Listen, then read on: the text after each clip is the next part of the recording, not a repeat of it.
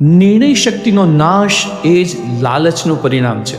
ભોગ વિલાસ અને અસ્થિર બુદ્ધિ શું આપણને સાચો નિર્ણય લેવામાં મુશ્કેલી પડે છે? શ્રી કૃષ્ણનો આ શ્લોક આપણને એ સમજાવે છે કે જ્યારે આપણું મન ભૌતિક સુખો અને દેખાડામાં અટવાયેલું હોય ત્યારે આપણી દ્રઢ નિશ્ચય કરવાની શક્તિ નષ્ટ થઈ જાય છે. અધ્યાય 2નો શ્લોક 44 એ સમજાવે છે કે જે લોકોનું ચિત્ત ભોગ અને વૈભવમાં હરાઈ ગયું છે તેમની બુદ્ધિમાં એકાગ્રતા કે દૃઢતા જન્મી શકતી નથી. વ્યવહારમાં આને વિઝનની અસ્પષ્ટતા કહી શકાય, જ્યાં વ્યક્તિ ટૂંકા ગાળાના લોભમાં એટલી ફસાયેલી હોય છે કે તે જીવનના મોટા લક્ષ્ય જોઈ શકતી નથી. શ્લોક છે: ભોગેશ્વર્ય પ્રસક્તાનાં તયાપહૃત ચેતસા વ્યવસાયાત્મિકા બુદ્ધિઃ સમાધૌ ન વિધીયતે.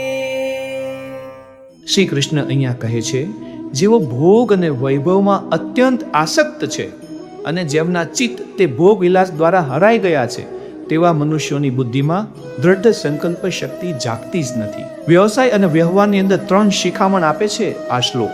1. ધ્યાન ભટકાવનારા પરિબળો.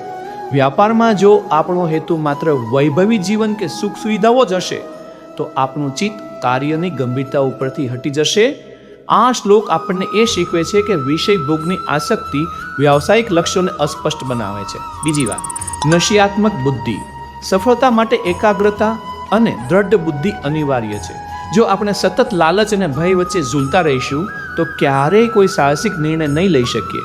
સાચો નેતા તો તે છે જેમનું મન ક્ષણિક લાલચમાં ભટકતું નથી. ત્રીજી શિખામણ, માનસિક અશાંતિ. જે વ્યક્તિનું મન સતત બાહ્ય વૈભવ પાછળ દોડે છે તેને અંદર અશાંત હોય છે. વ્યવહારમાં દેખાડા માટે જીવતા લોકો મુશ્કેલ સમયમાં જલ્દી હારી જાય છે. આ શ્લોક આપણને નૈતિક દૃઢતા કેળવવાની પ્રેરણા આપે છે.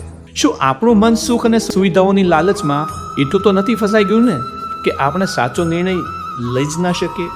જો આપણે આપણી નિર્ણય શક્તિને દૃઢ બનાવવા માંગતા હોઈએ તો ટિપ્પણીમાં સ્ટેબલ અથવા તો સ્થિર એવું લખી શકો છો. વેદોના 3 ગુણોના વિષયમાંથી બહાર નીકળીને આપણે નિર્ગુણ કેવી રીતે બની શકીએ? શ્રી કૃષ્ણ આગામી શ્લોક 45માં સૌથી મહત્વનો ઉપદેશ આપશે. જાણવા માટે નેક્સ્ટ એવું લખી શકો છો અને જોડાયેલા રહી શકો છો.